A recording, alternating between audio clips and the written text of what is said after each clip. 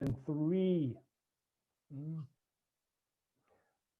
This week on The Big Show, we continue our celebration of Black women directors of the month of September with Oscar-nominated producer and Emmy-Award-winning director Lisa Cortés, who will join us to discuss her latest film, All In, The Fight for Democracy.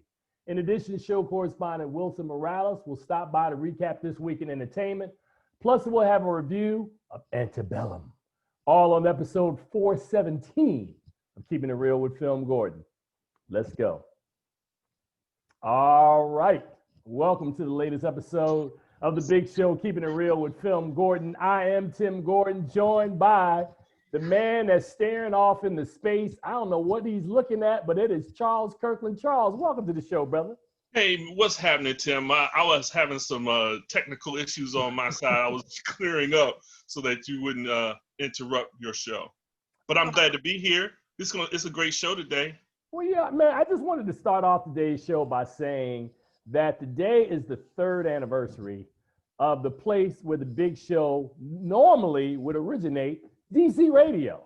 And that still does. DCRadio.gov, and it actually still does. I mean, even though we've been doing home editions since March. But welcome to the show. Happy anniversary to DC Radio. I put up a post this morning that showed people what our studios looked like back in the old days when we would do shows out of those studios.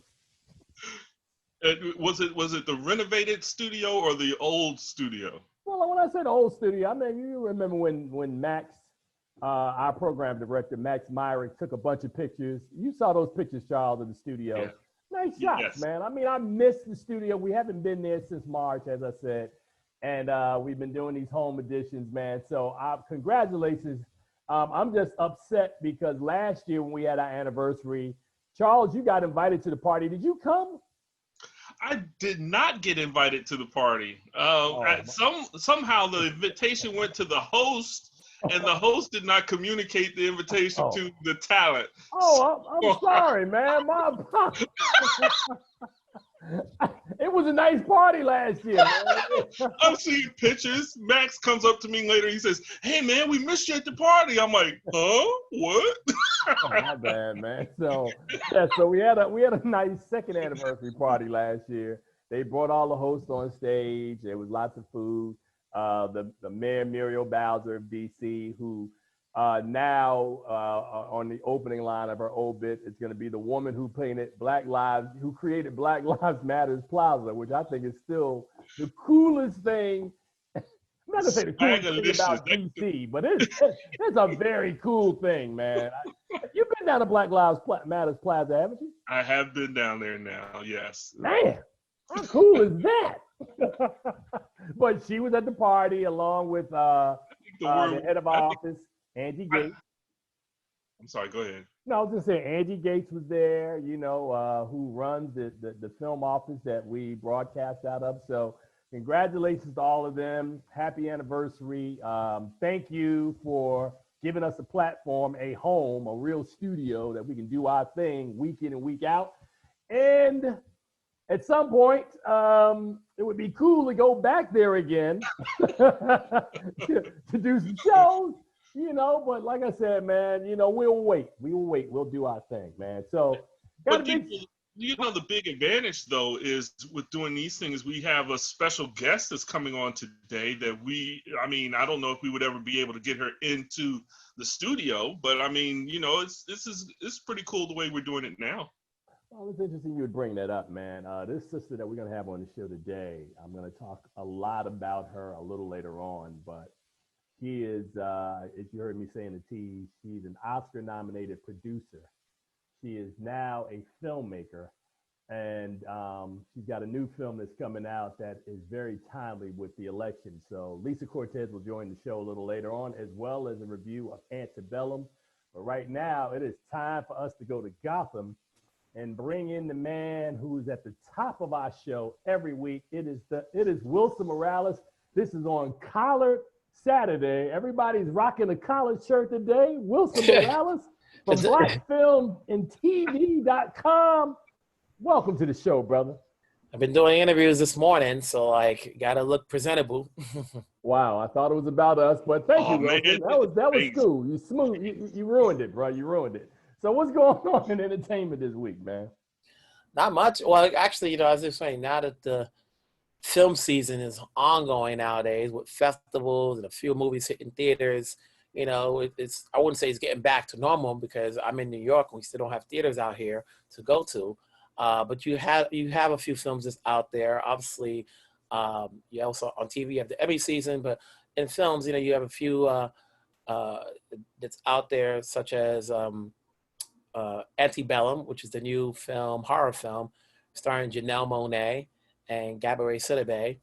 Um, there's another, Gerard Bush and Christopher Renz are the directors. So that's one right there. There's a new films coming out through Array called Residue.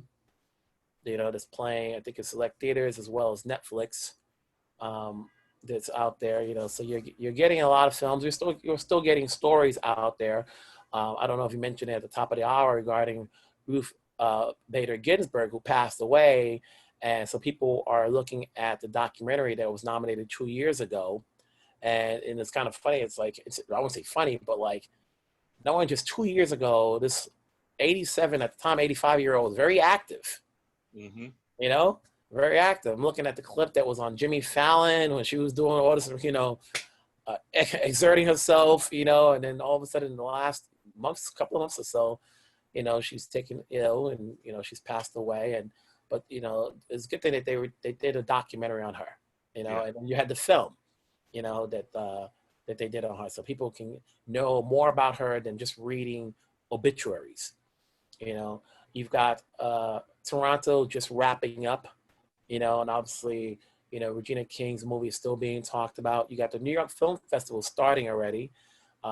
Steve McQueen's film he's got an anthology series, 5 films. It's called Small Acts, but the festivals are showcasing 3 of them. The first one is called Lovers Rock, which is an interesting tale. It's an hour piece of individuals enjoying music at a house party. And a lot of people can relate to that. I think all of the episodes are going to be totally different from the other. They're set, I think, in the 60s to the 80s. So he's got that. One of the films that played at Toronto, but also is playing at New York Film Festival, is a film called MLK/FBI, directed by Sam Pollard, which is highlighting the surveillance that the FBI had on Martin Luther King. So that should be interesting to see. You've got Urban World recently put out their releases as far as they're going to start up from the 23rd to the 27th. Opening up the festival will be The Waterman, directed by David Oyelowo, which premiered at Toronto. And he also has the closing night film, which is Come Away, which played at Sundance and co-stars Angelina Jolie. So they'll be showcasing a few films out there. They're going to have conversations with Rhoda Blank for her film, The 40-Year-Old Version. They're going to be showcasing a series that played already on BBC, but it's playing on AMC called Gangs of London. I think they're going to be screening Bad Hair, which played at Sundance, but it's going to be premiering on Hulu. So, so we're getting the good thing about it is that a lot of these Black films that played off festivals have found a home. Which in the past, you never knew where these movies were going. But then now that there are so many outlets, streaming services, on demand, it's good that these films are being released the same year. Yeah. And not wait, I saw that 2 years ago, Well, so there's a lot that's there. Is it possible I could jump in for a second, my brother? Yeah. I want to backtrack to your report about Steve McQueen and his anthology, which I think he said was called Small Acts. Am I correct? And yes. The first piece that was featured was a piece called Lovers Rock. Yes. All right. Well, I wanted to also alert you that maybe 2 or 3 years ago, a filmmaker by the name of Menelik Shabazz, who's a Jamaican who lives in London, created a documentary called Lovers Rock, which is why I've been waiting for you to report on this, because I wanted to talk about this. which also is quite similar to what Steve McQueen has done. And I'm trying to, I guess I need to see Steve McQueen's Lovers Rock to figure out exactly, I mean, because again, there is something that predates what Steve McQueen has created, even if he's doing it as an episode in an anthology. So, that's interesting to me. I know there's been articles written already regarding the similarities between the documentary, and I think there's a difference. I think we've seen plenty of movies that have had the same title, but one is a documentary, one is a 1 hour tale. It's not looked upon as a movie or an episode per se. It's a different type of I call it tale. So, and I don't know that documentary, and I'm sure maybe if you Google it or something like, if once people have seen both, I'm sure somebody can make the claim that they're both similar, but I don't know. Well, I just bring it up, man. Like you said, titles come up all the time. Right. Titles come up all the time, and I mean, if you think about it, Sade made a song, "Lovers Rock," and had a video for it some time ago. So it's not like it's impossible to have the same title for two different works, and I mean we've seen that many times before. So I don't think there's going to be much to this controversy that people are trying to drum up, because like you said, one is a documentary and the other is a tale. So we'll see how it goes. Well, I just bring it up, man, because like I said, the Lovers Rock documentary, which I remember vividly, told the story of how the music of Jamaica traveled from Jamaica to London, and all of the folks from London who migrated over to England, and how they created their own subculture. And this music was a huge part of that. So that's why I said I haven't seen Steve McQueen's anthology, but it sounds like in what you were describing that there were some similarities and the titles were similar. The titles were exactly the same. So I'm like, interesting. So no problem. There is no controversy. I'm just asking questions because inquiring minds want to know. And the thing that I love about Wilson Morales, and I've told Wilson this off air, and I will tell him in front of the audience now, is between he and I, he is Black film kind of personified. I follow Black film, but I don't necessarily, would not boast to know everything that Wilson knows. But I think if you put the two of us together, we often Black film and TV. No, but I'm saying we find that we're two sides of the same coin, that there's some stuff that Wilson might see that I haven't seen. And then likewise, vice versa. There's some stuff I've seen that he may have seen. So you can still put us together and we still be like. Oh yeah, at the end of the day, yeah, it's like, it's like taking two guys at a bar that they watch sports and like we each have an opinion. And Charles, since you weren't there, Wilson and I actually went to a bar in Beverly Hills a couple of years ago. Remember this? We were at Leo's bar, hanging out. Watching the Cowboys game, I think. No, we were watching the Green Bay Packers. Remember that crazy Green Bay Packer game? So, Charles, you got to get on the road, man, and hang out with Wilson, man. There's nothing more fun than hanging out with Wilson on the road. I can't wait because I want to take the test. I want the test. Oh, no, don't give it to him right now because he's not ready for the test right now. He failed. He'd be like, get off, take away his black card. he's not ready, Wilson. Don't give it to him right now. But hey, bro. He's going to be like, whoop. Hey, Wilson, I got one for you.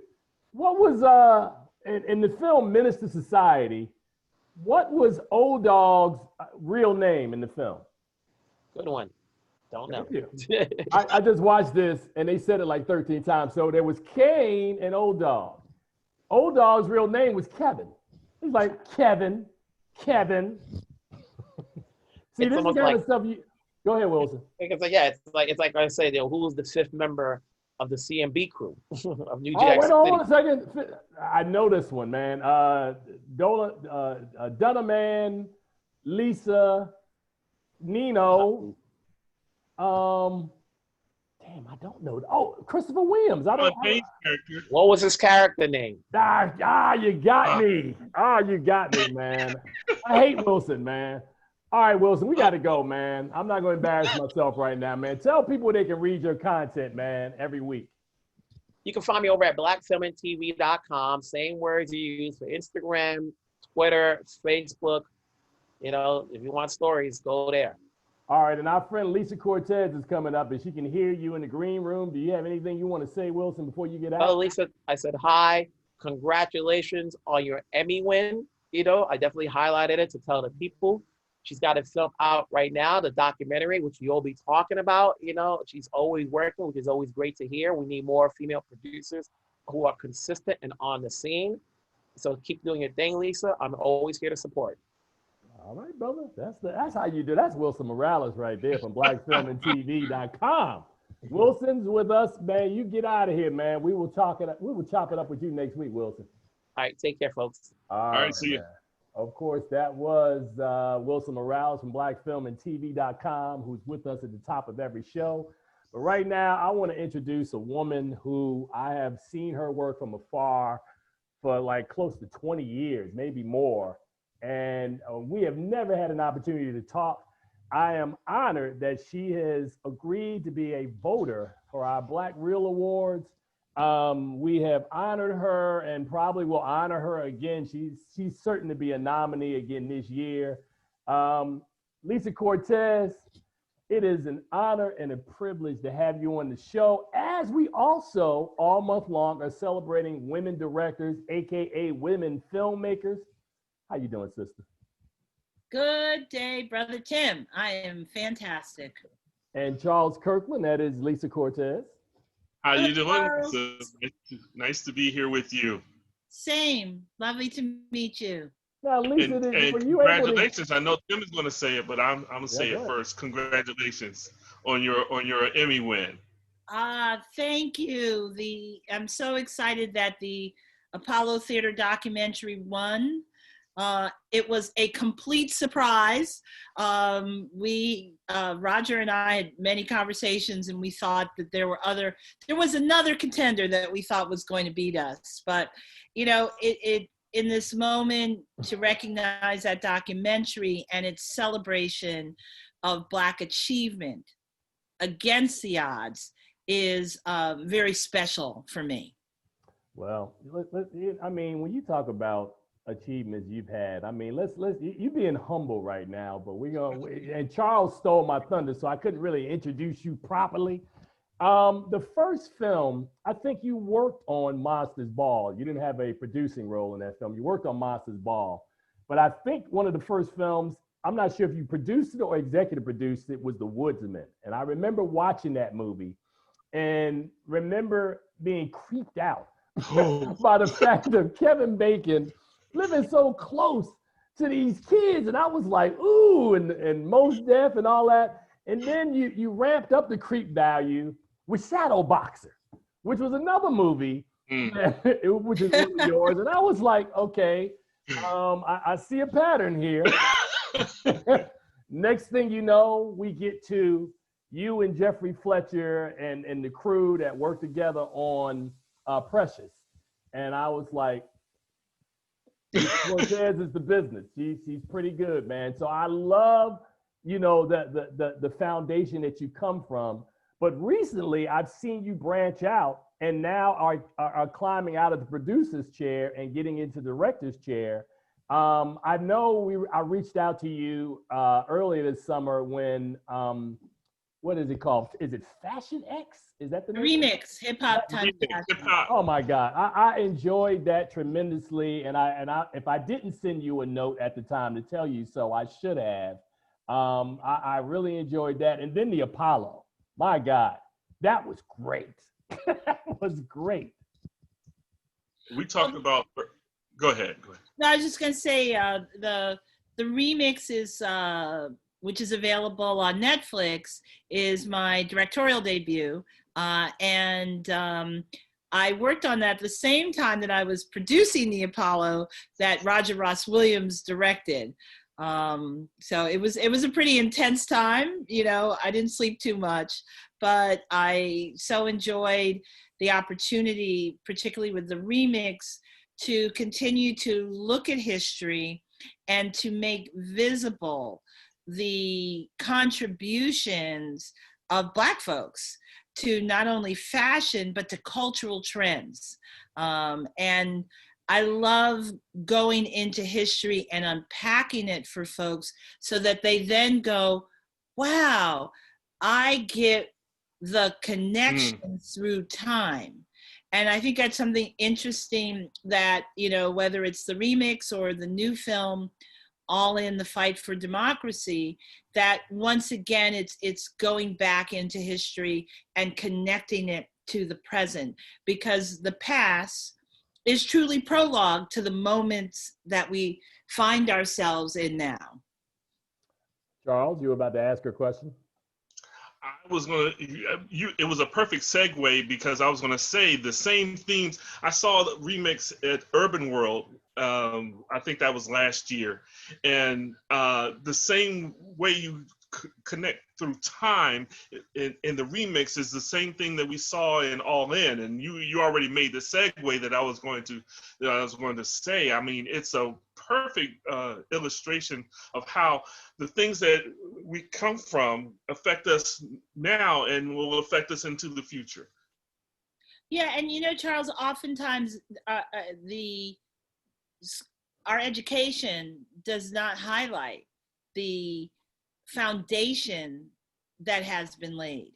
Yeah. And I think it's so important for our community, especially the young folks, to be aware of and take pride and strength in the progress and how what we have created has, you know, it travels the world, right? It's not just about our block, but it truly has a global, cultural, and at times political impact. Mm-hmm. Now, when we talk about All In, which you mentioned, the film's title is All In, the Fight for Democracy, which I had an opportunity to watch. Actually, a couple of days ago, you and I were emailing each other. You was like, did you get a copy of All? I'm like, I'm watching it now. It's great. I want to be ready for you on Saturday. I think that in light of the passing of the giant, the judicial giant, Ruth Bader Ginsburg last night, it becomes that much more vital a film like that. I say this a lot, that there have been films, Lisa, that have been released this year that are very timely in their release. When you went into this documentary to create it and craft it,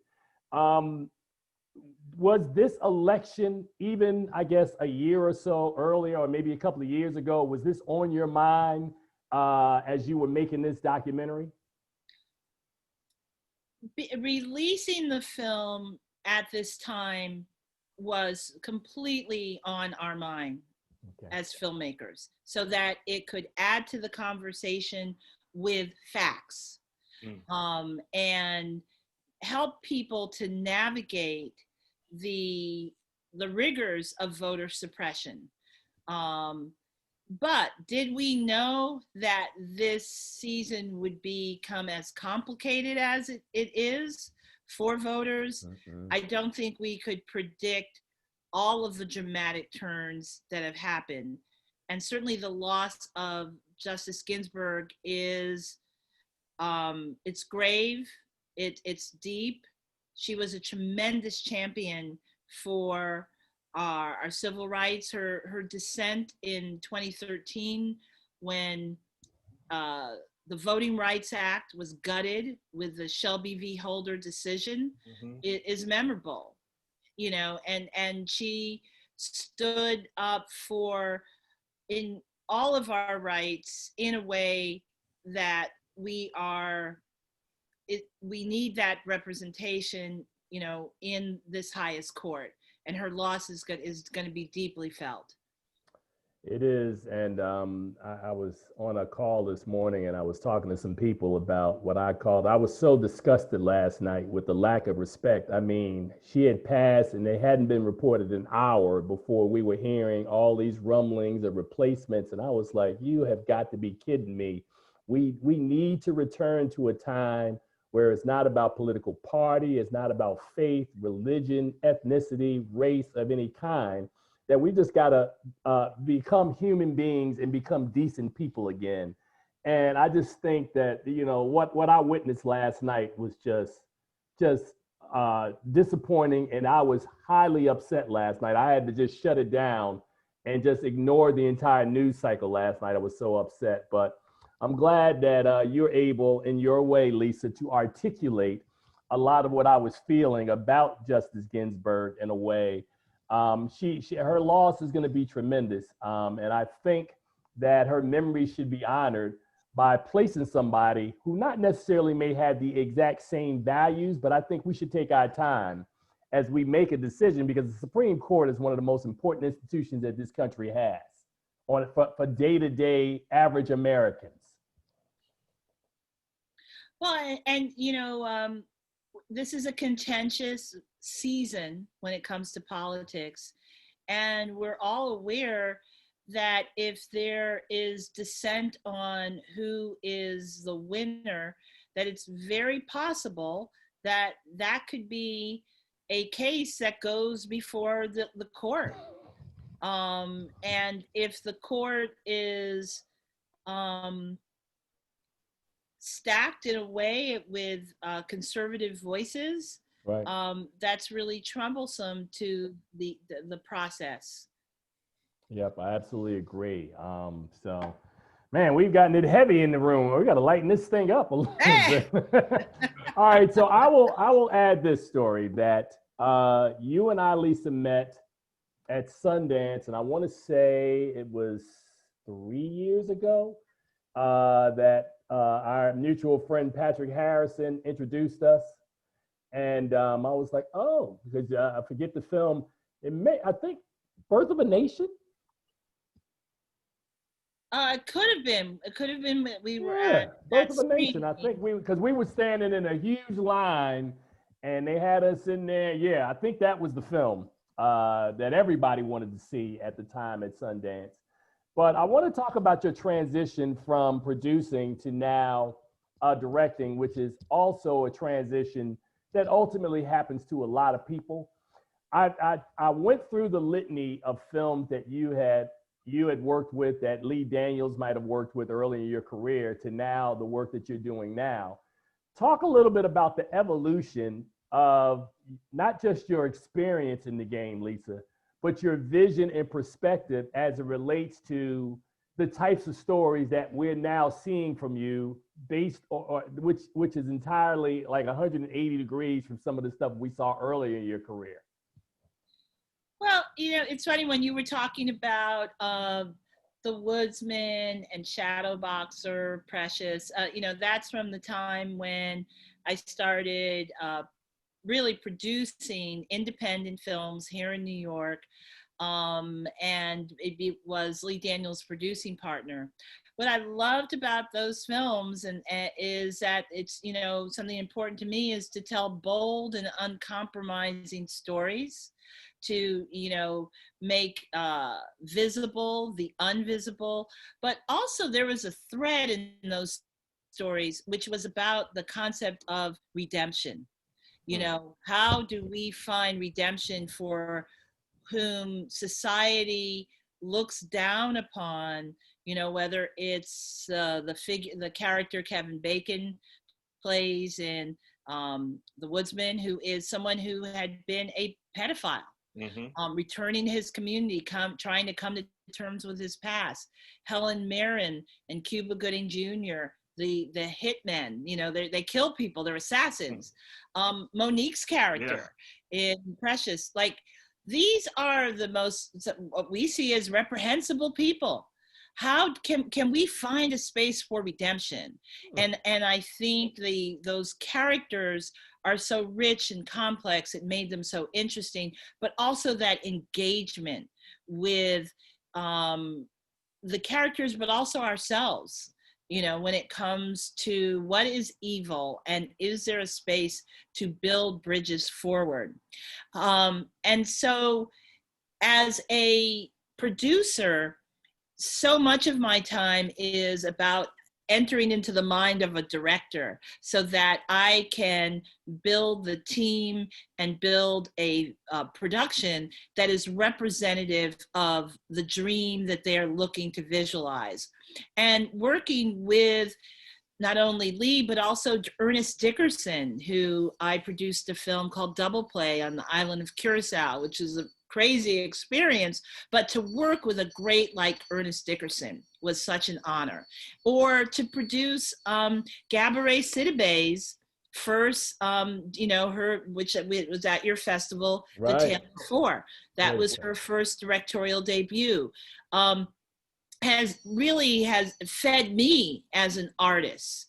And there were stories that I started to see that the directors I were working with, it didn't fall in their wheelhouse, Right. but they just set with my soul. The remix Hip Hop Times Fashion is a dream that I had probably 10, 15 years ago, coming out of the music business, being a woman in hip hop, wanting to tell the stories of all these incredible women behind the scenes that I was not seeing represented. And so that desire to realize the stories and the people in our community who I think make the world go round has been a big driver for me as a director. And then to bring in my own personal interest in history. It's been a beautiful intersection in the documentary space, which I think is interesting. I'm not directing yet in the narrative space, Right. but I've been finding documentaries and that community and the interrogation that you can have into story incredibly rewarding. So Lisa, when you talked about you're coming out of the music industry, another person who I'm familiar with that has done that is what is dude's name? He did Luke Cage. God, man, I'm looking right at his face. The writer, Cheo? Cheo's another one who came out of hip hop. Cheo Hoderi Coker. Yes. What role did you have in the music industry? I was really lucky when I graduated from college. My first job was at Def Jam Records and Rush Management in the golden age of hip hop, I like to call it that. We're working with artists like Run DMC and the Beastie Boys and LL Cool J and Public Enemy. First of all, their great artistry, but also the cultural time where the music crossed over and it went from being just hip hop and urban to becoming pop in many cases, mm-hmm. traveling globally and affecting lifestyle. This is when you start to begin to see the fashion that is, and the rise of streetwear that then translates to the runways. So that was my early days in music, and I then went on to be a artist and repertoire person at Mercury Records, working with the great Ed Eckstein. And as an A&R person, I signed and developed artists like, the Black Sheep. Who's a Black Sheep? What's a Black Sheep? That was a great time to work with them, and to then have my own label called Loose Cannon Records, and to work with Buju Banton and to do the beautiful records Till Shiloh, and I put out on DVD. Wait, stop. Don't be glossing this stuff over like it's like that's not. You worked on Till Shiloh with Buju Banton? Yeah. Mm-hmm. I love this show, man. Wait. We went through Def Jam. See, nobody ever asked Lisa these questions before. See, that's why. You're going. And you know what? Because you guys are asking, I'm giving you the Murderer, blood is on your shoulder. I love that album. Lisa, you are my new best friend. I'm telling everybody, even if you try to ignore me in public, Lisa. You know what? You know where to send the checks. Just keep Absolutely. the checks coming. Okay, Charles? I got you. You don't get a discount because you new to this, but he's got to pay full price. I'll pay.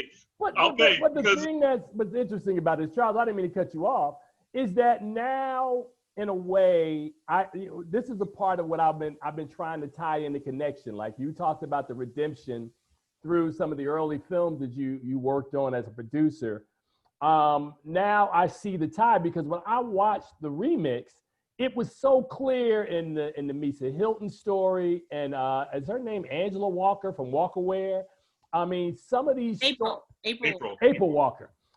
You could see that, and it reminded me a lot of I forget the gentleman's name, who I'm forgetting everybody's name, but when I saw the Wu-Tang documentary at Sundance a couple of years later, people who invest time into telling these stories, there's got to be some love somewhere deep in their soul, and that love normally comes out when they're making these projects, because if you didn't really care about these subjects, people can tell what's real from what's not real, what's authentic.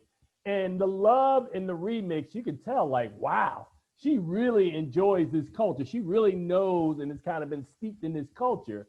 So that makes perfect sense, Lisa. Well, you know what? I have to love us, because, you know, the contribute, you know, my parents told me Black folks are everything. And the contribution, and we have to talk about love. We have to amplify it in a culture that is trying to snuff us out, that will do everything not to recognize how we built this country and how we have influenced the world. So I am centered in that love. I am centered in our stories. And, you know, Tim, it takes a long time to get these stories made. They don't, you know, things are changing. The gatekeepers are more receptive to our stories.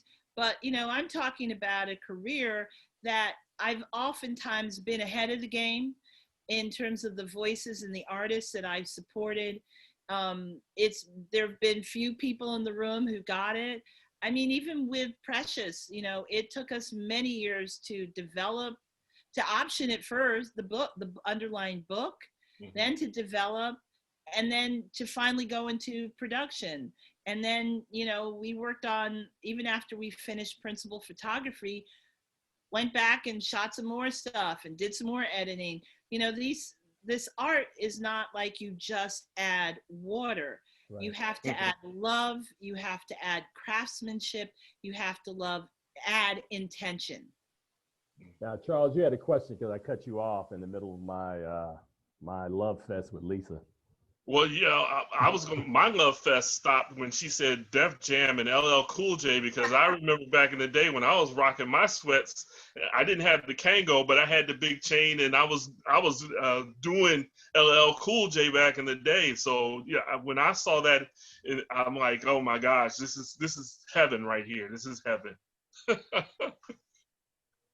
So, Lisa, I wanted to say that I know, and I've seen you in the documentary space now with is it 2 films now you've done as director, 2 documentaries, and I'm sure, I mean, because you ask this question to people all the time, you got ideas? Sure, I got ideas.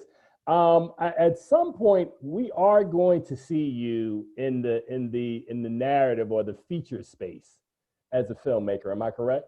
Or are you content to stay as a documentarian?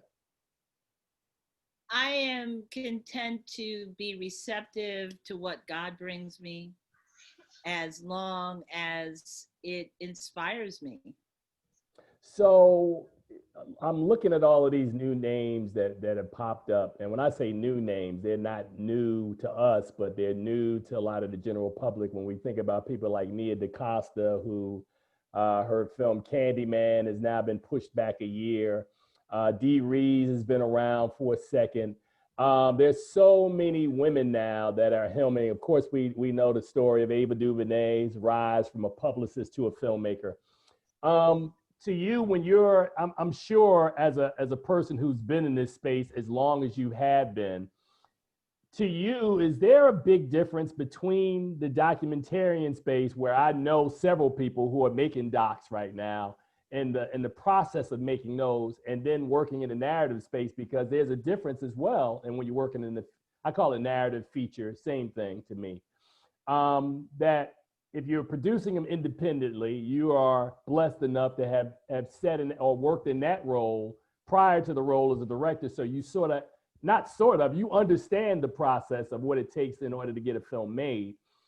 To you, what would be the biggest challenge in, you know, being open, as you said, to whatever God is bringing you, to take you from the documentarian space to something that may provide you more, not eyes, but more, it's generally a larger audience watching feature films than they are watching documentaries?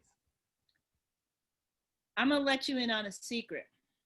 Uh-oh, you're gonna bust my bubble and tell me that everything I said, none of that stuff was true. I think that if I were to approach projects as an artist, thinking about obstacles, I would never have done what I've done. Yeah. I'm an artist. And whether it is enabling the voices of other artists as a music executive or as a producer or as my own voice, I am committed to aligning with community and energy and just centering my thoughts on how I'm going to win. And I believe I've studied, I've worked incredibly hard. I'm always about 300%. And that taking all of that in my pocketbook with my red lipstick, that, you know what, I'm ready. I'm ready for what comes to me. Wow. You know, I'm just thinking about you. We need to get together for a documentary on something that I'm passionate about that you're a part of, because that's a story that needs to be told. Okay, sidebar. I know you saw me go. So Lisa, it's ironic that we talked a little bit about your latest film. We haven't talked enough about this film. Its release date. Is it this week that it's released, or is it coming up? It's released now. So tell people where they can see All In: The Fight for Democracy. So it is available on Amazon Prime. It is a documentary about the history of voting rights and voter suppression. I had the great honor to direct it with Liz Garbus and to produce with her, Dan Cogan, and my Georgia governor, Stacey Abrams. I don't care what Brian Kemp did. And Stacey's story in 2018 is a part of the film, but more importantly, it gives context to the broader historical arc of voter suppression. And, you know, 100 years ago, what might have been a poll tax. And then we saw the bully clubs and the dogs. You know, we've had obstructions to the vote before. Right now, it is poll closures, purging from your registration, long lines, strict voter ID laws. This is targeted weaponization against our community, against other brown folks, against the disabled. And now more than ever, when we think about the loss of Justice Ginsburg, this is a clarion call. This is a wake-up call to get into it and get involved, as Brother James Brown said, right? Right. So that we can vote for people who represent our community, because it's not just about the president. It's about that DA that we are talking to, that we want justice for Ahmaud, for Breonna, for George. It is about the judges. You know, so for folks who are feeling like, I don't know, you know, I don't think we've seen change. Well, change is slow. It takes it, but change does happen. and we need to show up. And I think when you see this film, you understand why.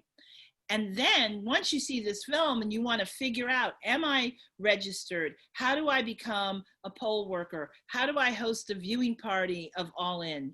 You can go to allinforvoting.com, and we have tremendous resources on our site that will help you to become engaged with the process. Well, let me just say this to you before I let you go. Extremely talented young lady. Charles is a witness. I've done over 400 of these shows, and this is probably the most inspirational and aspirational I have been talking to a guest that we've had on. So I said I was honored at the beginning. I remain honored. I mean, this is really the first time we've had a long, extended show conversation such as this. But as I said earlier, and you know, my show is called Keeping It Real because that's all I ever do. I have watched your career for the longest, and I am very encouraged by what I've seen so far. And I know, hopefully, that God gives you many more years to tell stories that continue to shine a spotlight and uplift our people. So I want to thank you, sister, for everything you've done, everything that you will do. And that's my final word. Charles, do you have something for Lisa Cortés? I want to say I really appreciate, because I've experienced some of the things that you addressed in your movie, and I really appreciate the attention that you've given and the inspiration for us to persevere past the obstacles that are put in our place and take our right, which is the vote, and to get out there and do it. So I appreciate it. I applaud you. You're like a history professor to us with your films, and I enjoy that. I really do. Thank you, gentlemen, so much. You know, for people who are watching this, what I hope you have gleaned about my trajectory is that I have oftentimes been in spaces where I didn't see many people who looked like me. And I might have felt that I was in the wilderness, but I kept going, and I've created community. You know, Tim, we met at Sundance. You called me about a film. I made certain you got the film.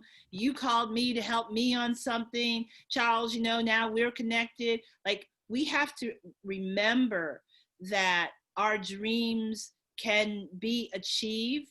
They might take 10 years. They might not, you know, happen the way we thought they were going to, but that those dreams were planted in us for a reason. And the commitment to the art, to the activism, is our responsibility, and the two do not have to be separate. And I thank you for this opportunity today, and for all of your good works for us in this industry. Well, sister, I'm gonna tell you now. So now you're gonna really be hearing from me. Now you're like, what? Will Tim leave me alone? But I definitely will be in touch, because we've got some things coming down the pike, as you sort of know, about what I'm working on, and I keep eyes on what you're doing. But Lisa, I really want to thank you.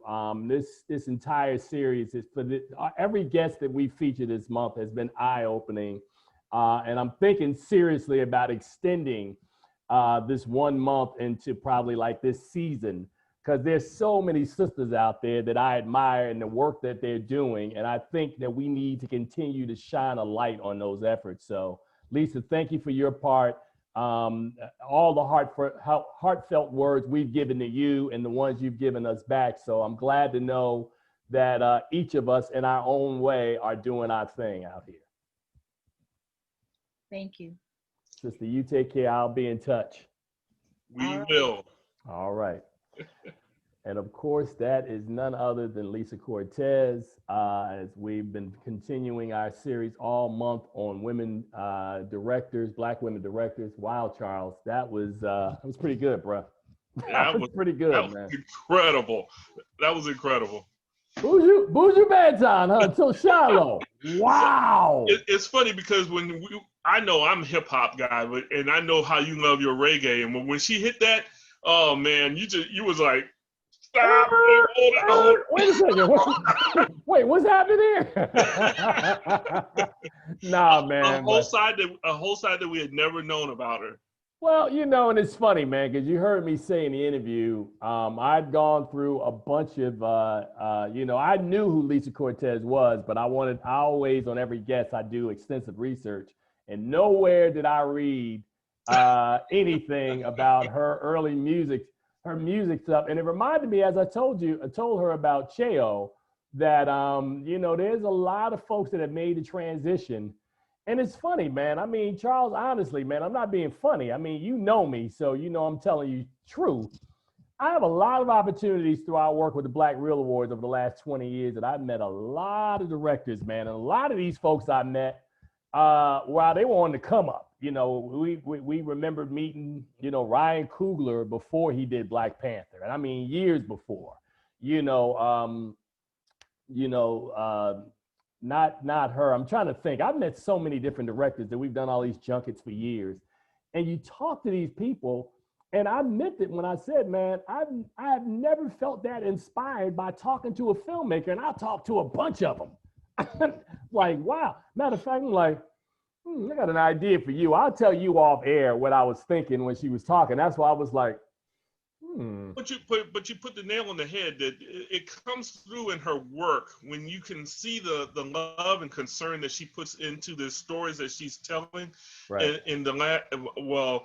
As a director, you know, so I would expect no less than the passion that she brought to this session with us to share with us what she did.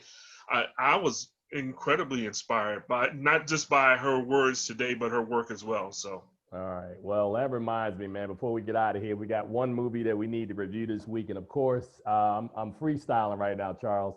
All the interviews that we feature on this show should be read on the FilmGordon.com. If the FilmGordon.com's publisher makes sure he gets Charles Kirkland's reviews up there. But I will say this week that we have one film. Stop laughing, Charles. We have one film this week that is open in theaters that I'm going to review on this show. And of course, it is the psychological horror film Antebellum, which was written and directed by Gerald Burns and Christopher Renz in their feature directorial debut. The film stars Janelle Monáe, Eric Lang, Jenna Malone, Jack Houston, Kirstie Clemens, and Gabby Sidibe. And the story follows a modern-day African-American woman who must escape from what appears to be a 19th century Southern slave plantation. And Charles, I'll just say this, coming out the box. One of the things that I have been guilty of, as well as some of my colleagues, that we go into movies with what we call heightened expectations. You know, you watch a trailer and you're like, oh my God, man, this thing looks amazing. So I went in and I like to do this a lot. Sometimes I think I watched the trailer once, but I completely forgot what the trailer showed me. And I didn't read anything. So I went into it, as I like to use the phrase, ice cold. I didn't know anything about this movie. So I'm watching it and I'm thinking from the trailer, it looks like it was two different stories. She's a writer in the present day, a successful writer, and then her on the plantation. So for me, the only connection was trying to figure out, is there like a time portal? Is there something that's happening that she's able to walk and flow between both these worlds? And I will admit that the concept of the film and how they achieved that, I thought I enjoyed that tremendously.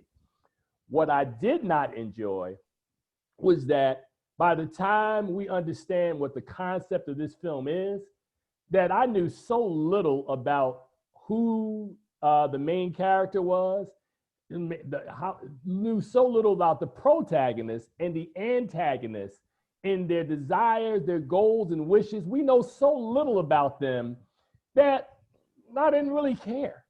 Antebellum is a film, and I will honestly say this because I had a conversation with an Oscar-winning screenwriter about this, and we talked about story. And I was sharing with him the thoughts that I'm sharing with you now. And he said, yeah, man, I mean, you can have all the shiny toys and concepts you want in a movie, but if you don't have a good story, you don't have a good movie. And the fact of the matter is that if Jordan Peele, instead of being a producer or one of the producers, or if he hadn't been involved at all, if Jordan Peele made this movie, this would be a much better movie. A much better movie. It needed somebody with some experience who could balance out the concept as well as build a three-dimensional world for the characters to live in, or at least a three-dimensional world for the protagonist, which in this case would have been, the protagonist, which would have been Janelle Monáe, and the antagonist, which would have been Jack Houston, Jenna Malone, and some of these other characters. So I'm not going to spoil the concept of the film, as I said, which I thought was brilliant. I just thought that they didn't pay enough time to kind of develop these characters. And I think that's ultimately, to me, makes Antebellum not necessarily a bad film, but it doesn't make it as good as the film should have been. If I had to give a grade to this film, I would give it a C+. I think it's a, instead of a C. I mean, I like the concept that much. I thought Gabby Sidibe was absolutely fantastic. Kiersey Clemens in a small little minor yet important role, I thought was well. But Antebellum is a film that has it's what I call a potential film. It has the potential to be a lot better and should have been a lot better than what it is. It's Janelle Monáe's first starring role in the film. She deserved better material than what she got in this film as well. But I thought it was a noble try, but it comes up extremely short, Charles. That's what I have for Antebellum, man. Maybe there's a director's cut coming or something. It fleshes it out a little bit more. Yeah, it's funny because I watched it a couple of nights ago, and the family was here when we watched it, and we watched it together, and they were kind of like geeking about the concept. And I was like, what do we know about these characters? And they were like, you're right. I was like, so. But yeah, Charles, so I think that does it for us this week. I think I know who our guest is this week, but I don't know if we've got a formal, yes, she's going to do the show. But if she does do the show, I'm very excited for her next week, another documentary filmmaker. And it's funny because there were some feature filmmakers we could have had on the show, but I thought the documentary filmmakers don't get enough love. And to me, that's the purest form of storytelling when you're doing documentaries. You got to get down in there, give us a lot of details. And I think this month we have had a plethora of different styles, but they're all great that we've had. I can't complain about Nima Barnett, Melissa Hayslip. I can't complain about Lisa Cortés. I've thoroughly enjoyed these last 3 weeks, and I can tell from the look on your face and the sheen on your glasses, you have as well, my friend. I got to do something about that. All right, man. As we tell everybody in closing every week, please see something good at the movies. If you get an opportunity, All In, The Fight for Democracy is on Amazon Prime right now. If you want to check out Antebellum, it's on video, premium video on demand. And I want to also thank Wilson Morales from blackfilmandtv.com who stopped by to recap our weekend entertainment, as well as the lovely Lisa Cortés, the documentarian and co-director of All In, The Fight for Democracy. On behalf of my man, Charles Kirkland, I'm Tim Gordon. And until next week, man, we'll see you guys on the other side. You guys take care.